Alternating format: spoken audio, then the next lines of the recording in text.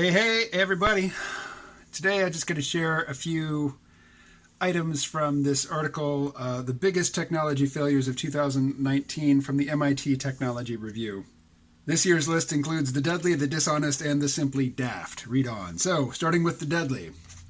The Boeing MAX 3 or 737 airplane. It had an autopilot system that the pilots didn't know about. Caused a couple crashes. All those planes remain grounded. It has cost Boeing billions of dollars. Deadly and fiscally disastrous for the company. Here's a funny one. Fake food computer.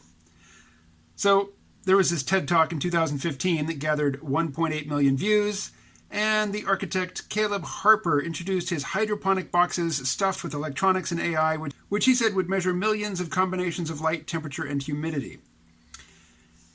What do you think is dishonest about this? Everything. It was a complete fake. Not only was it not, just a simple grow light setup with some AI buzzwords thrown in, it wasn't even that. In September, workers stepped forward to blow the whistle, telling the media about fake photo shoots, the plants were purchased, smoke and mirror tactics, and environmental violations. By October, MIT officials had halted most of the work by the Open Ag Group, according to the Boston Globe. Not even hyped into absurdity, just full-on fake. Here's one that's a bummer just for the cows. So a company called Recombinetics decided to genetically engineer their cows so they wouldn't have horns. Cows injure one another with their horns. And, particularly when they're packed in close in confined feeding operations, or even just out in, farmers' fields, cows can really injure one another. And farmers have a variety of methods of either blunting the cow's horns or removing the horns, and none of these are pleasant. So if you could do a little gene editing in vitro and get a cow with no horns, yay. So this company, Recombinetics, did that. Unfortunately, but these bovines had a blooper. No one noticed until the U.S. Food and Drug Administration had a look at the DNA of one of the bulls that the company had accidentally inserted a chunk of bacterial genes. Oops. The bull and some of the other hornless animals, therefore, were transgenic. Yes, the addition of bacterial DNA may be harmless. The real injury was to the gene editor's claim of molecular precision. The animals ended up getting incinerated, a loss for all involved. Well, particularly for the animals. And I know you've seen pictures of tardigrades, otherwise known as water bears. These are incredibly robust animals.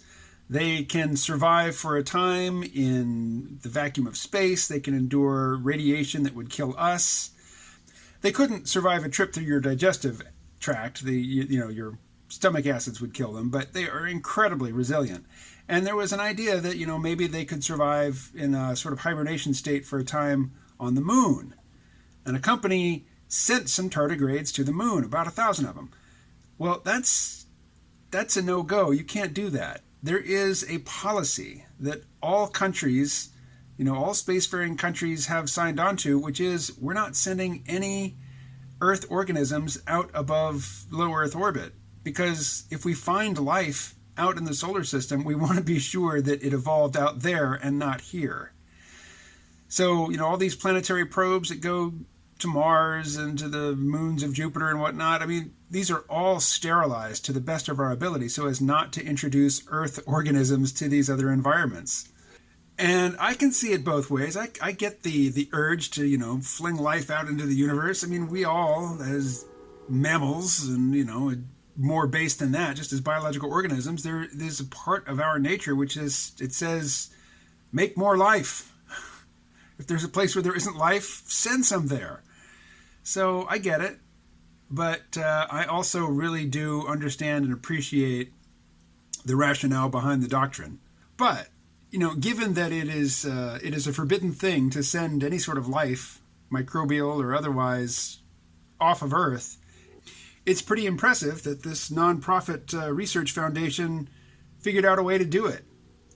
They basically just lied about what they were paying to have sent into space. They had one mission lined up, and then at the last minute they swapped it out with tardigrades and also human hair and blood cells, just for good measure. All right, on the nobody died and it didn't contaminate space front, Samsung's folding Galaxy phone cost $2,000. I could get a kick-ass brand new Microsoft Surface Pro X for that, and they want that amount for a phone that folds open, but the phones were super delicate and they just broke. I mean, they were a gimmick, a neat sort of party trick gimmick for a couple days, and then they didn't work anymore.